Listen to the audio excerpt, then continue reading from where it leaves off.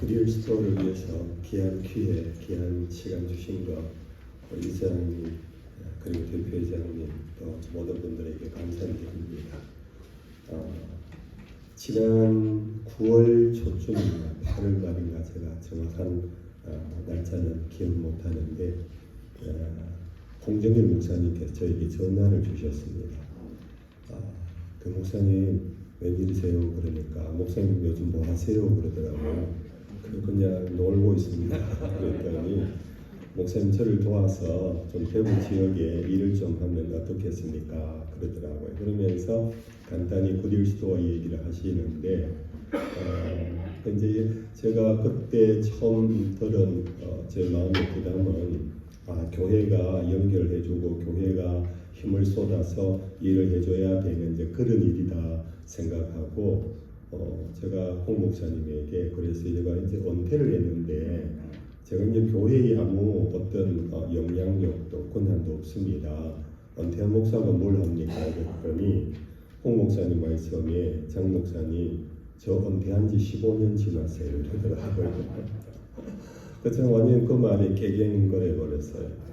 그래서 목사님 이거는 은퇴와 상관없고 목사님이 뒤에서 기도해 주시고 뒷바라지 해 주시면 아마 잘 될 거라 믿습니다. 일단 제가 대구 내려갈 테니까 한번 봅시다. 그래서 제가 여기에 반려가 되기 시작했습니다. 오늘 우리 조영구 목사님께서 구리엘 스토어에 대한 간단한 소개를 했습니다만은 이 구리엘 스토어는 알면 알수록 정말 신기해요. 저희 어떻게 돌아갈까? 어떻게 저렇게 큰 그 스토어들이 전국에 몇 개나 있죠? 한 30개 가까이 있는데 그 매출액이 수십억, 수백억 가까이 수백억은 아니고 수십억 되나요?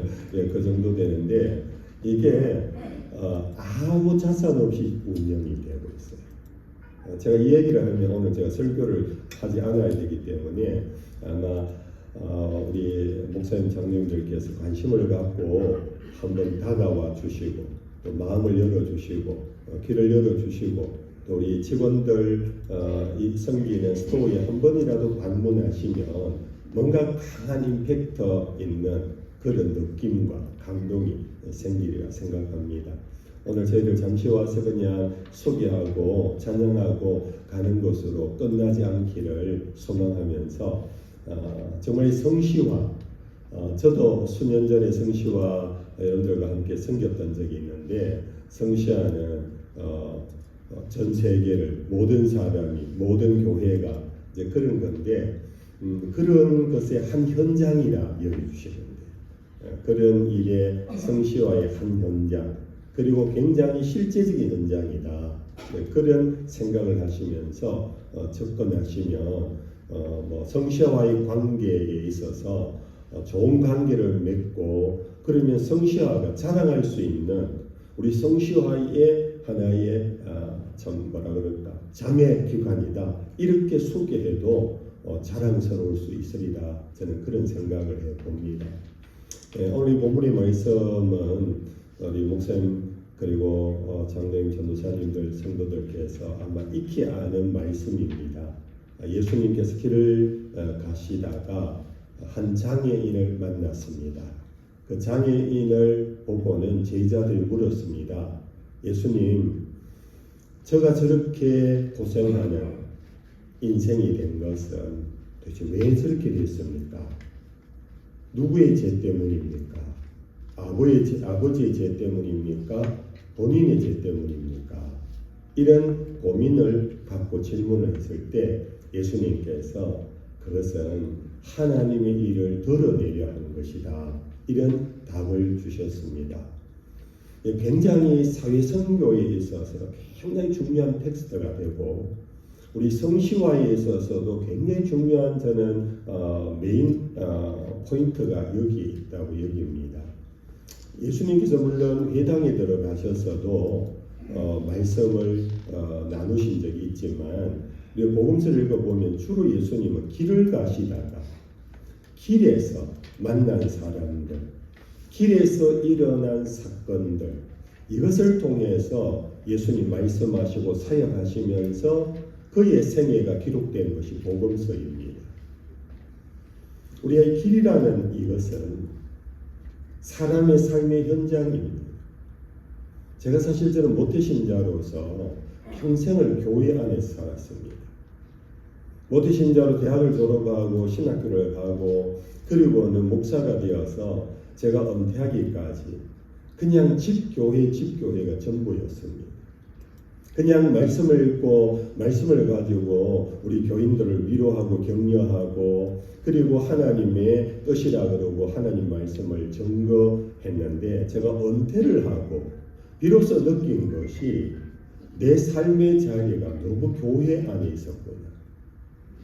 길의 사람들을 은퇴한 후에 이제 만나기 시작해요. 길 위의 사람들. 그 대표적인 한 예를 들면 제가 은퇴를 하고 얼마 안 됐는데 고등학교 때 친구가 전화가 왔어요. 장 목사 은퇴했다는 소식 들었는데 왜 그래 일찍 했노? 뭐 이런 얘기부터 시작해서 요즘 뭐 하냐? 그러면서 우리 모임에 와라. 제가 그 얘기를 듣고는 귀가 열리면서 뭔가 마음이 감동이 있어서 여러분들 제가 고등학교를 졸업했을 한 후에 거의 한 45년, 50년이 지났습니다. 그 후에 이 친구들 만나본 적이 없습니다. 저는 제 길로 간다고 만나본 적이 없어요. 근데 45년 전에 친구들을 만나갖고 어떻게 다시 펠로십을 나눌 수 있을까? 사실 조금 고민도 됐지만 마음에 감동이 왔어요. 내가 이제 교회를 떠나서 저들과 만남을 통해 저들 속으로 들어가는 문을 하나님이 열어주시는구나. 그래서 제가 지체 없이 그냥 그 모임에 참여하고 한 달에 한 번씩 그 모임에 가요. 거기에는 물론 교회에 다니는 교인도 소수가 있지만은 절대 다수가 불신자하고 불교신자하고 뭐 하여튼 그래요. 모임에 가면은 하루 종일 같이 있는 몇 시간 동안에 담배를 제가 간접 흡연을 많이 할 정도로 이 예언가들 얼마나 많은지 제가 거기가 가서 비로소 알았어요. 그리고는 뭐 중간에 술도 하고 마치고 술도 하는데 제가 술자리에 평생 가본 적이 없잖아요. 근데 이번에 이렇게 술자리에 같이 앉았는데 오해는 마십시오. 잔은 안 들었으니까요. 근데 술을 마시면서 나누는 이야기들 그리고 그들 입에서 나름 제 고등학교 동기들 엘리트들이에요. 나름 사회에서 내놓으라 하는 그런 생활을 해온 친구인데 지금도 그래요. 지금도 뭐 큰 병원의 원장이고 지금도 대학 교수 뭐 명예교 이런 친구들인데요. 놀라운 것은 그 입에서 상스러운 말이 너무나 자연스럽게 나와요. 이게 길이구나. 이게 길이구나. 이 길을 나는 길이요 내가 곧 길이요 하는 예수님의 길로 연결을 시켜야 되는데 이 길이 이제 어긋난 길로 가서 그 길 위에서 일어나는 모습들이더라고요. 제가 너무 이 부분을 길게 했습니다. 이 길 위에서 일어난 만난 사람이 그 대표적인 것이 바로 장애인이었다는 것. 우리는 이 제자들처럼 고민이 필요합니다. 고민이란 그들에 대한 관심입니다. 저는 왜 저렇게 됐을까? 왜? 우리는 아무 생각 없이 오늘 이 세상의 어둠의 자리 혹은 이상한 삐뚤어진 삶의 모습들을 보면서 나와 상관없다고 그러면서 우리는 그냥 지나쳐 버리는 것이 오래된 교인들의 사실 거룩한 습관이에요. 거룩한 습관. 우리는 저들과 달라. 나는 저 사람들하고 만날 일도 없고 상관이 없다 하는 거룩한 습관이 우리는 세상에 대한 무관심이에요.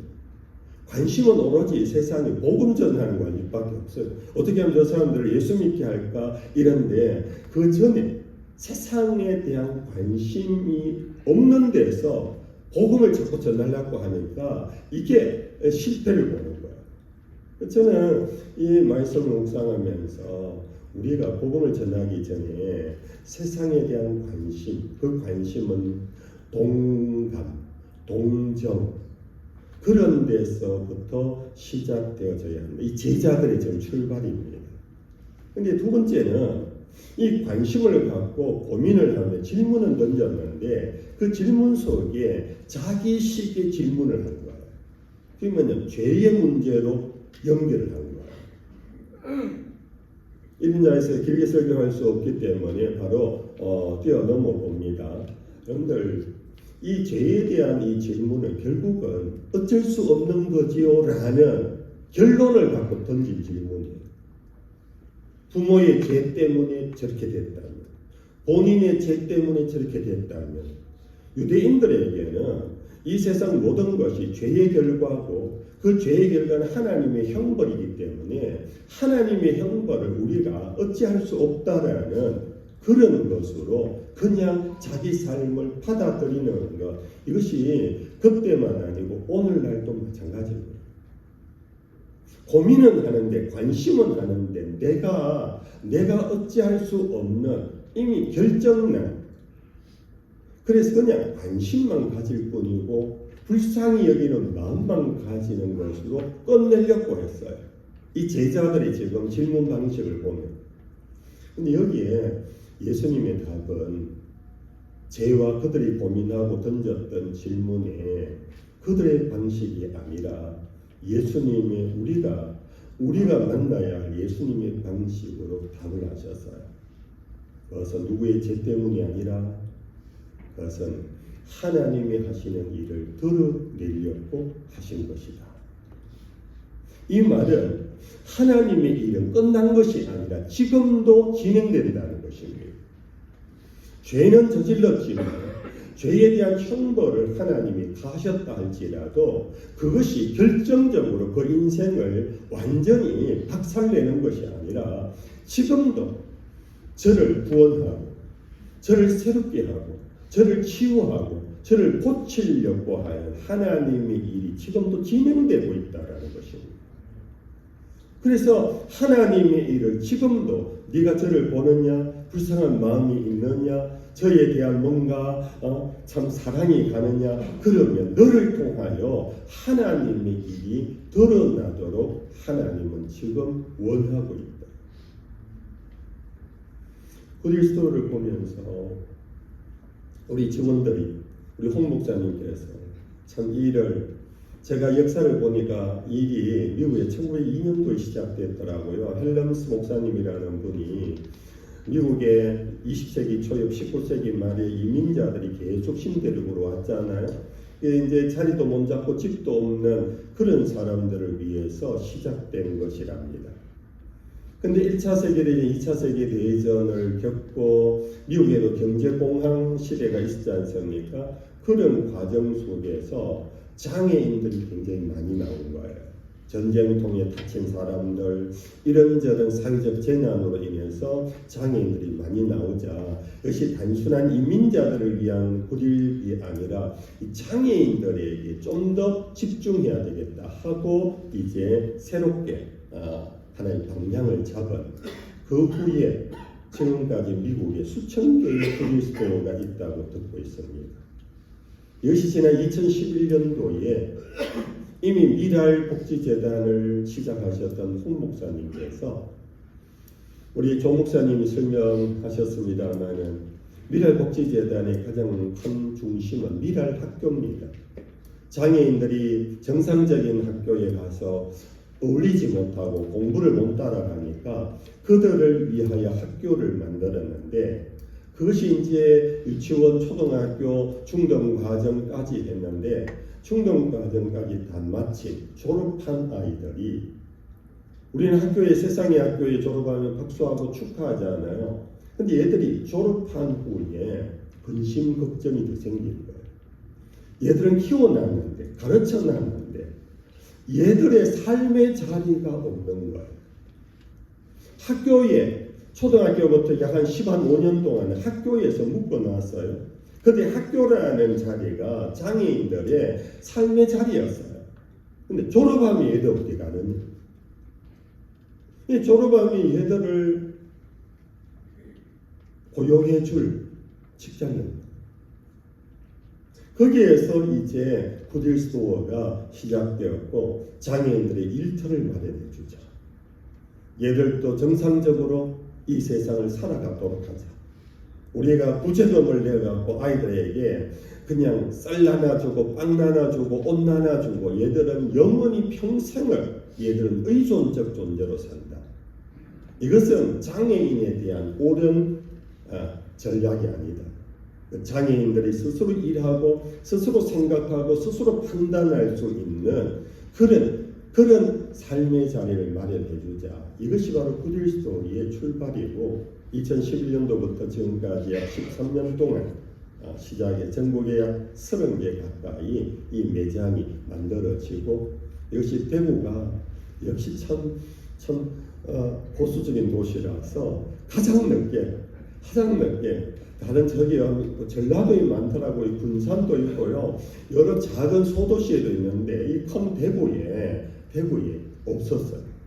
그 지난해 이제 대구에 착륙하게 되었고 벌써 2개 스토어가 만들어졌고 이 일을 통하여서 그 아이들에게 고용의 효과 그리고 이것이 교회가 사회선교에 관심을 일으키는 문의 효과 그리고 또한 여러분들 재활용품은 자연 생태계를 보존하는 데 엄청난 큰 효과를 갖고 있습니다. 우리가 흙은 다 버리잖아요. 버리면 어떻게 됩니까? 태워버립니다. 그것이 결국은 이산화탄소가 됩니다. 지구 오염이 됩니다. 생태계가 파괴됩니다. 이것을 재활용한다라는 것은 지구의 나이를 더 길게 연장할 수 있는 매우 중요한 오늘날 생태계 선교의 문이라고 할 수도 있습니다. 여러 가지 굉장히 중요한 효과가 있습니다. 오늘 예수님이 시작하신 말씀 이를 통하여 하나님의 일을 나타내려 하려 하십니다. 오늘도 하나님은 저와 여러분들 우리들을 통하여 하나님은 우리 속에 선한 일을 시작하십니다. 그리스도 예수의 날까지 주님 다시 오시는 그날까지 우리 속에 선한 일을 시작하신 하나님의 영이 우리들을 지금 감동 주시고 지금도 움직이게 하시고 지금도 사랑하게 하시고 용서하게 하시고 지금도 함께 펠로십을 갖고 이 세상을 건질 수 있는 그런 작은 예수로 이 세상으로 나아가기를 원하고 계시는 주님의 일에 저와 여러분들이 쓰임 받는다면 얼마나 좋을까 그런 믿음을 갖고 여러분들에게 말씀을 드립니다. 감사합니다.